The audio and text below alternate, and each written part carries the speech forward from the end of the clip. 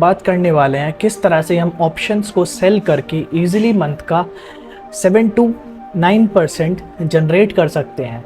सो इसमें हम blue chip stocks, कुछ fundamentally strong companies and options selling like in the index Nifty 50, bank Nifty, fin Nifty के बारे में बात करने वाले हैं। सो सबसे पहले हम यहाँ पे ऑप्शन चेन में देखते हैं हमारी एक्सपायरी। अभी यहाँ पर हमें जो एक्सपायरी दिख रही है वो 26 सितंबर की दिख रही है एंड जो आज करंट डेट है वो दैट इज़ 24। आज ट्यूसडे है, 2 दिन के बाद हमारी एक्सपायरी है। सो अभी हम यहाँ पे सबसे पहले क्या देखते हैं, हमें जो यहाँ पे ऑप्शन का जो चार्ट दिखाई देता है यहाँ पर एज वी ऑलरेडी नो कि हमें हमेशा 15 डेल्टा से 0.15 डेल्टा के जो अंडर में होगा हमें वही प्रीमियम सेल करना है एंड बिलो 0.5 हम उसको बाय करते हैं। सो सबसे पहले मैं सेंसिबल पे जाता हूँ एंड यहाँ पर मैं इसको क्लियर करता हूँ एंड अभी मैं यहाँ पर सिंपली इसको बाय करता हूँ, तो सॉरी सेल करता हूँ एंड मैं इसको यहाँ पर बाय कर लेता हूँ। अभी यहाँ पर मैं क्या करता हूँ, यहाँ पर मैं 500 क्वान्टिटीज़ ऐड करता हूँ, सेम इधर 500 क्वान्टिटीज़। सो अभी हमें यहाँ पे क्या दिखाई दे रहा है कि हमें यहाँ पर लग रहा है मतलब जो हमारा जो रिटर्न होगा 2 दिन के अंदर वो हमारा 1.9% होगा, जिसकी प्रोबेबिलिटी ऑफ विनिंग 87% है। एंड अभी अगर मैं इसको यहाँ पे नेकेड सेल करने के लिए जाता हूँ तो यहाँ पे मेरे लग रहे हैं 13 लाख, जो कि 0.66% बैठता है, मतलब 1% भी नहीं बैठ रहा है।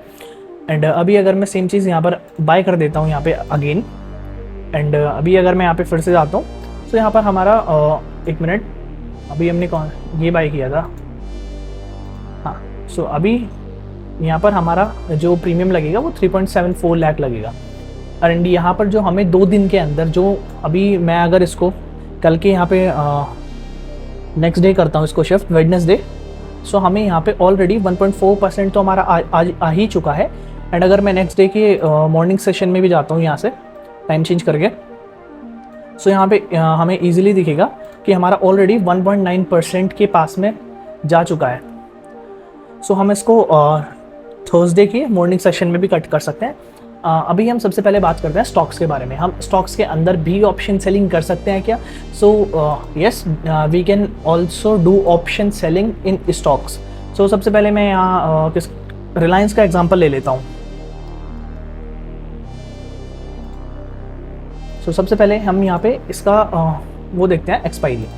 सो अभी ये 2 दिन की बात की है, सो हम इसको छोड़ देते हैं। हम नेक्स्ट मंथ की इसकी एक्सपायरी देखते हैं। जो स्टॉक्स के अंदर होती है वो मंथली एक्सपायरी होती है एंड इंडेक्सेस के अंदर वीकली एक्सपायरी होती है। एक्सपायरी का बेसिकली मतलब होता है कि जिस दिन कॉन्ट्रैक्ट बिल्कुल ज़ीरो हो जाएगा। ये जो आपको प्रीमियम्स दिख रहे हैं, ये OTM वाले वाइट कलर में जो दिख रहे हैं, ये सभी ज़ीरो हो जाएंगे। सो अभी सबसे पहले हम बात करते हैं सेम यहाँ पे। सो हम यहाँ पे एक ऑप्शन सेल करने वाले हैं एंड एक ही ऑप्शन बाय करने वाले हैं। तो सेम चीज़ हम यहाँ पे आएंगे Reliance and again change the expiry date. So अभी हमें दिखाई दे रहा है कि 37 डेज़ के बाद की है। अभी सबसे पहले हम यहाँ पे क्या करेंगे, यहाँ पे सपोर्ट एंड रेजिस्टेंस ड्रॉ करेंगे। जिन लोगों को नहीं आता है सिंपली यहाँ पे इंडिकेटर्स में जाके पिवट पॉइंट्स स्टैंडर्ड डालना है। सो अब यहाँ पे you already know the now support and resistance. अभी अगर मैं इसका टाइम फ्रेम चेंज करता हूँ यहाँ से, अब मैंने डेली टाइम फ्रेम कर दिया है क्योंकि हम एक तरह से मंथली सेलिंग करने वाले हैं। सो हमारे लिए बड़े टाइम फ्रेम्स ही मैटर करेंगे। सो यहाँ पे मैं क्या देखता हूँ कि हमें जो यहाँ पे रेजिस्टेंस 3 दिखाई देता है वो है 3200 पे। मतलब मार्केट अगर अपना रेजिस्टेंस 1, रेजिस्टेंस 2 एंड तोड़ भी देती है तो हमारे पास एक सेफर साइड है। सो यहाँ पर मैं सिंपली क्या करूँगा, अगर इससे पहले मेरे को कोई रेजिस्टेंस दिखता है, सो यहाँ पर बहुत बड़ा गैप है, यहाँ पर ऑलमोस्ट 80 पॉइंट्स का गैप है बीच में। सो मैं सिंपली क्या करूँगा, एंड मार्केट अभी अपने पिवट पॉइंट्स के जो है पास में है, जो स्टार्टिंग पॉइंट है इसका। सो मैं यहाँ पर रेजिस्टेंस 2 जो है इसके पास का ऑप्शन सेल करूँगा अप्रॉक्स, हाँ रेजिस्टेंस 2 से थोड़ा ऊपर का मैं सेल कर रहा हूँ। यहाँ पर हम क्वांटिटी 500 कर देते हैं सेम एंड एक ऑप्शन बाय करना है। सो वो हम कोई भी ऑप्शन बाय कर सकते हैं, दैट डजेंट मैटर, जिसका प्रीमियम कम हो। सो यहाँ पर अभी हमें क्या लग रहा है, as we can see we required the funds of 1.48 lakh rupees. Probability of our winning is 82%. Profit we will gonna make 6%. And अभी अगर मैं यहाँ पे क्वांटिटीज़ जो है कम कर देता हूँ, तो यहाँ पर सिंपली हमारा परसेंटेज जो वाइज जो प्रॉफिट रहता है वो कम, वो तो सेम रहता है, बट हमारा जो प्रॉफिट रहता है वो कम हो जाता है, एंड हमारा मार्जिन रिक्वायरमेंट जो है वो भी कम हो जाता है। प्रोबेबिलिटी ऑफ विनिंग भी सेम रहती है क्योंकि हमने सिर्फ क्वांटिटी चेंज की है। एंड ये जो मैक्स लॉस यहाँ पे दिख रहा है 95% का, और इसको हम किस तरह से कंट्रोल कर सकते हैं। अभी यहाँ पर सिंपली एक चीज़ समझो, अभी रिलायंस जो है यहाँ पर है 2980 पे है।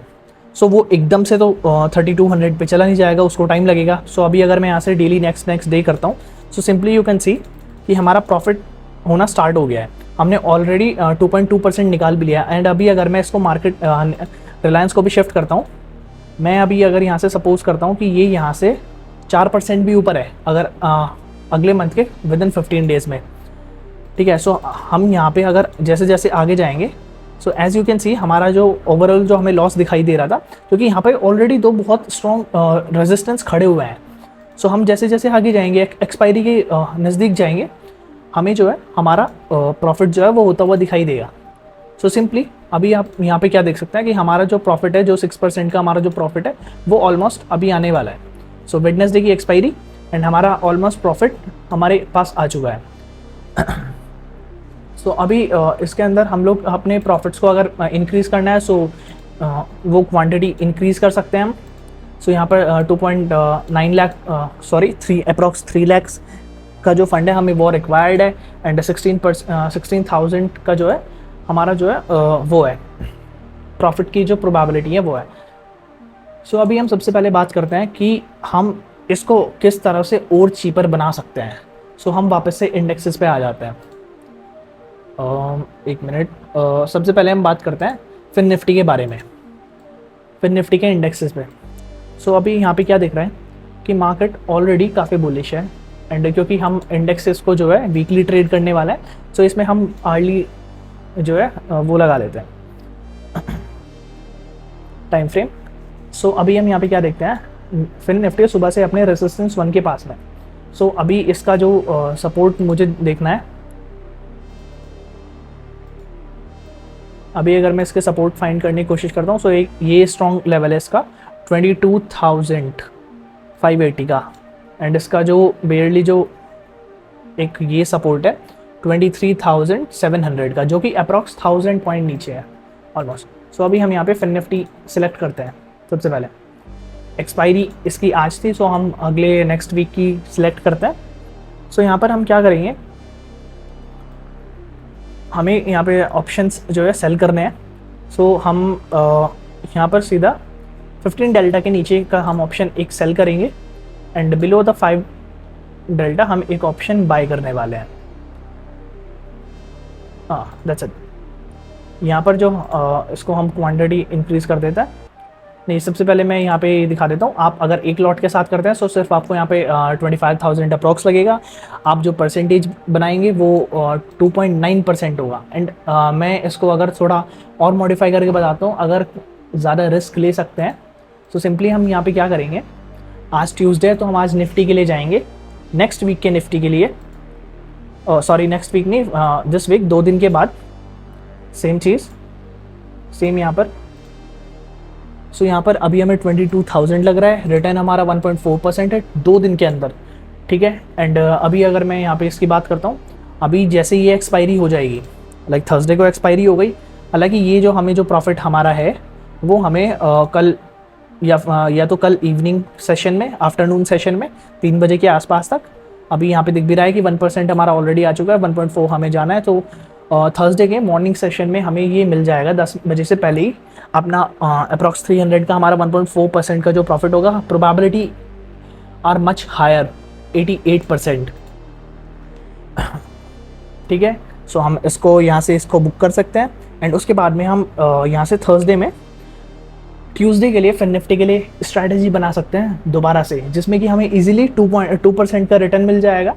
सो if we calculate this, like if we earn 3% in a month, and then we'll gonna earn 12% in a if we earn 3% in a week, then we'll gonna earn 12% in a month।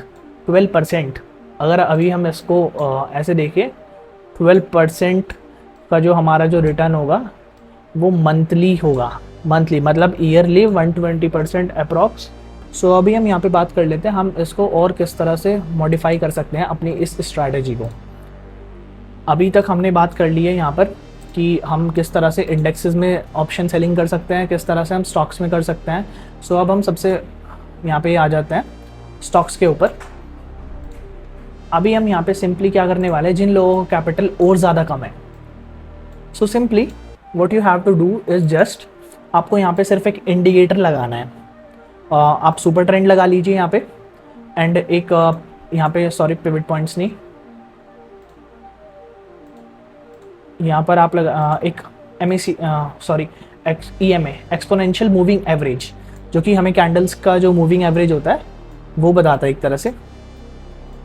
सो अभी अगर मैं इस chart को करता हूँ, अभी हमें यहाँ पे क्या दिखाई दे रहा है, जब जब मार्केट अप ट्रेंड में है, ये HDFC का स्टॉक है, जब जब प्राइस एक अप ट्रेंड में है, हमें सुपर ट्रेंड तो इंडिकेट कर ही रहा है, उसके साथ में हमें यहाँ पे क्या दिखाई दे रहा है कि यहाँ पर प्राइस EMA का सपोर्ट लेके ही ऊपर जा रहा है।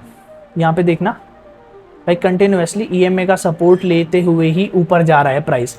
ये छोटे मोटे जो कैंडल्स होते हैं तो प्राइस के जो नीचे बन जाते हैं वो इतना कुछ इम्पैक्ट नहीं डालते हैं, उनको इग्नोर करना है अगर ट्रेंड भी नेगेटिव है।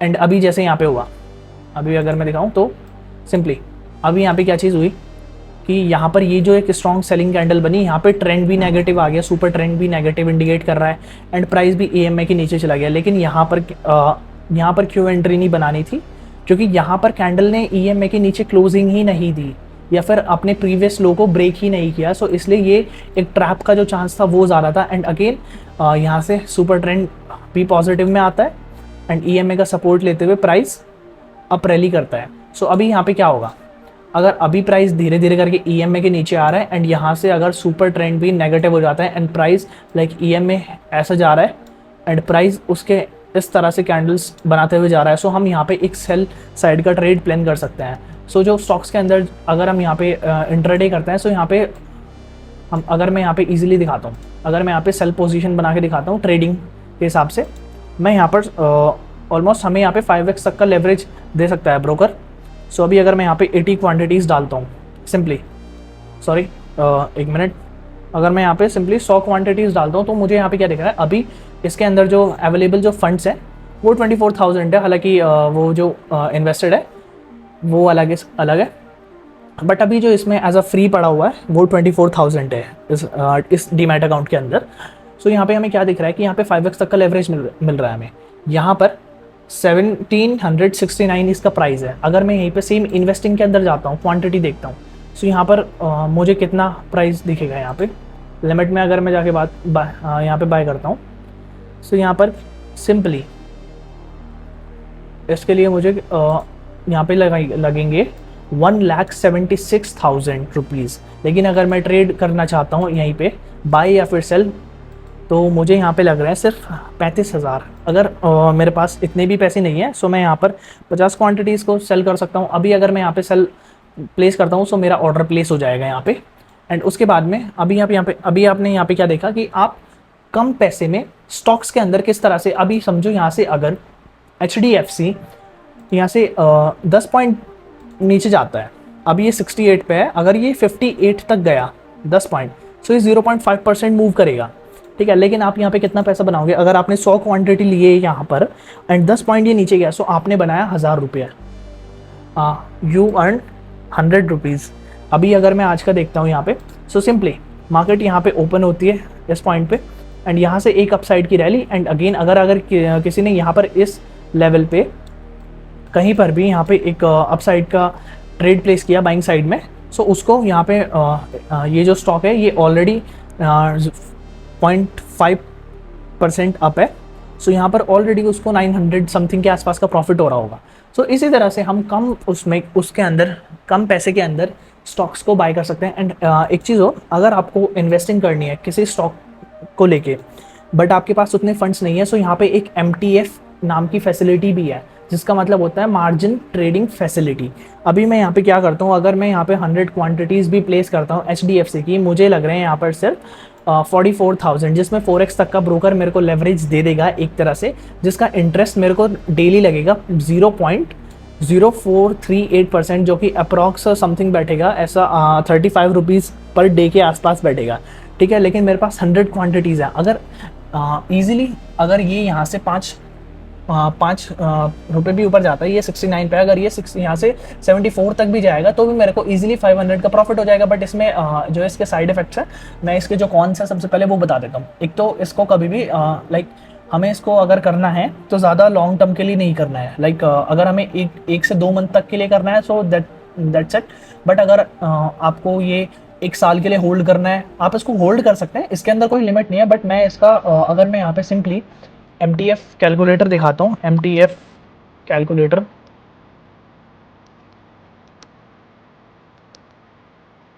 अगर मैं यहाँ पे इसका कैलकुलेटर दिखाता हूँ आपको MTF का, एक मिनट, सॉरी कीरा, अभी अगर मैं यहाँ पे दिखाता हूँ HDFC बैंक, अगर मैं यहाँ पे डालता हूँ, आप यहाँ से कैलकुलेट कर सकते हैं सिंपली कि इसके अंदर कितना चार्जेस, कितने टैक्सेस, कितना ब्रोकरेज लगने वाला है, सब एक ही जगह से कैलकुलेट कर सकते हैं। एक मिनट, ये आ नहीं रहा है,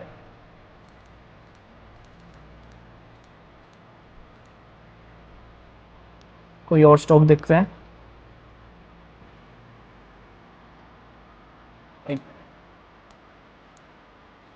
अभी ट्राई करता है,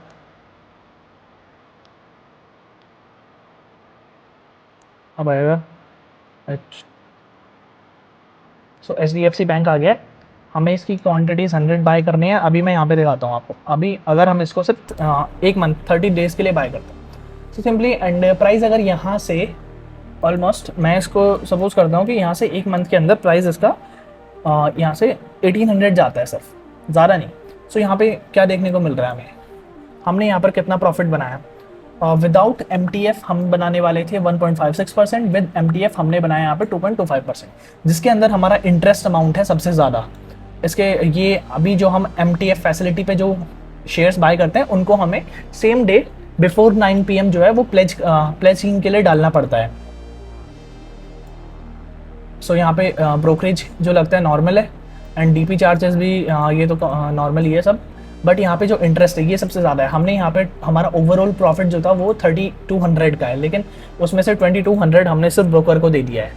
सो अभी अगर मैं इसका टाइम पीरियड यहाँ पे थोड़ा कम करता हूँ, अगर ये 10 दिन के अंदर ही यहाँ पे चला जाता है, सो हमें यहाँ पे 2200 के आसपास, 2200 के आसपास प्रॉफिट हो सकता है, ठीक है। बट अभी भी ये अगर हम यहाँ से इसको सपोज करते हैं कि ये 100 पॉइंट्स ऊपर जा सकता है, हमें यहाँ से थोड़ा इसका कन्विक्शन है। सो हम इसको 30 डेज़ के लिए अगर इसको बाय करते हैं, सो यहाँ पे हमें इजीली क्या दिखता है, हम बनाने वाले हैं 9900। सो MTF इसलिए बेटर है अगर आपको कन्विक्शन है। अभी अगर मैं इन्फोसिस की बात करता हूँ, 1 मिनट, सो यहाँ पर अगर मैं इन्फोसिस की बात करता हूँ, मैं 1 मिनट, मैं इंडिकेटर यूज़ नहीं करता हूँ, सो मैं ये हटा देता हूँ यहाँ से।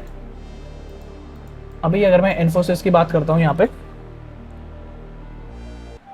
मैं डेली टाइम फ्रेम लगाता हूँ इसका। मैंने जो इन्फोसिस की जो मेरी बाइंग थी वो समवेयर अराउंड इस कैंडल पे थी 19 अप्रैल के पास में, एंड उसके बाद की आप रैली देख सकते हैं इन्फोसिस के अंदर। हालांकि कुछ दिन तक बिल्कुल ज़ीरो प्रॉफिट था यहाँ पर। अभी अगर मैं दिखाता हूँ से यहाँ पर लाइक ज़ीरो नहीं कह सकते, मतलब काफ़ी कम था, बट लेकिन उसके बाद में अभी अगर हम यहाँ से देखते हैं, यहाँ से जो प्रॉफिट हुआ समवेयर अराउंड मेरी बाइंग थी 1410 के आसपास थी, 1410 के आसपास मेरी बाइंग थी। अगर मैं अब यहाँ से कैलकुलेट करता हूँ, अभी जो करंट प्राइस है मैं यहाँ पर 34%, 158 डेज 34%। हालांकि प्राइस काफ़ी हाई गया, 136 डेज में भी गया, एंड जो ये 34% में दिखाई दे रहा है वो तो हमें 100 डेज में ही दिखाई पड़ गया था। सो 34% ये नॉर्मल है। एंड स्टार्टिंग में अभी अगर हम स्टॉक्स के अंदर इन्वेस्ट करते हैं, सो स्टॉक्स का क्या होता है कि उनके अंदर मोमेंटम जो है वो काफ़ी कम होता है। लाइक पहले वो थोड़ा कंसोलिडेट किया इसने यहाँ पे सेम लेवल पे, बार बार यहाँ से रिजेक्शन, यहाँ एक पूरे उसमें फंसा रहा। उसके बाद में मेरा एसएल इस सपोर्ट जोन के नीचे था, 100 पॉइंट्स का मेरा एसएल था, अप्रॉक्स 1310 के आसपास मेरा एसएल था, ठीक है, ये मेरे एसएल के पास आया, एस मार्केट आके एसएल काटे, कोई दिक्कत नहीं है, कोई इशू नहीं है, एसएल चुपचाप एक्सेप्ट करना है, मार्केट से रिवेंज मूड में नहीं आना है। लेकिन यहाँ से इसने क्या किया, एकदम से 3 दिन के अंदर इतनी स्ट्रॉन्ग बाइंग आई कि जो ये पिछले 1 महीने से होल्ड किए जा रहा था, 2 महीने से, वो 3 दिन के अंदर ब्रेक हो गई। ये इलेक्शन के बाद की न्यूज़ है।